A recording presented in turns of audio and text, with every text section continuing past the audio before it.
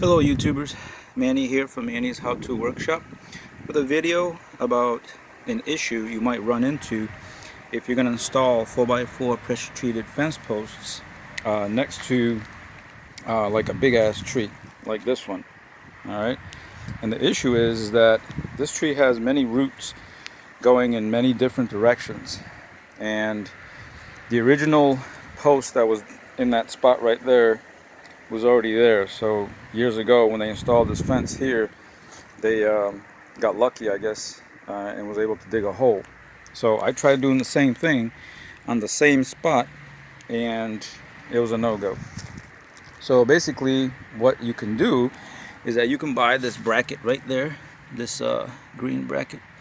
It's 31 inches long from the bottom of the base right there into the ground, and then basically you take a 10-inch piece of old 4x4 piece like that one right there, put it in there, use the locking nuts that are right there. There's two, one on this side, one on the other side. Tighten it down, use a sledgehammer and pound it into the ground until the bottom of the square part right there is like flush or to ground level, and that's how you do it. And also while you're doing that, you need to use a small little level. Mine happens to have like a magnetic strip on one side, so it's easier just to put it on the bracket and make sure I'm plumb on two sides. So once I did that, and of course I had my string strung from that post there to give me my reference point all the way to the last post right there, and this is about a 24-foot span.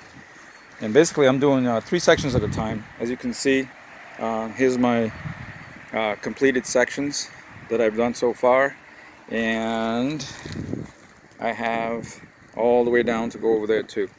In total about 160 feet of fencing. So anyway, like I said, and with these they say, oh, you don't have to put them in concrete, but you know what, I like to do that anyway, since all my fence posts are encased in concrete, as you can see, just like the other one over there, and that just gives it more strength and security. And like I said, with that, it just ensures that that bracket will not twist on me, and it didn't. If I had the line down there, you would see that it was actually nice and even with all the other posts, that I have here. So anyway, that's the little quick video there about what to do, in case you run into a situation. And I'm building my fence from scratch. I'm using 2x6 kickboard on the bottom, 2x4 here, and a 2x4 up there. And this one here is actually about 7 feet down.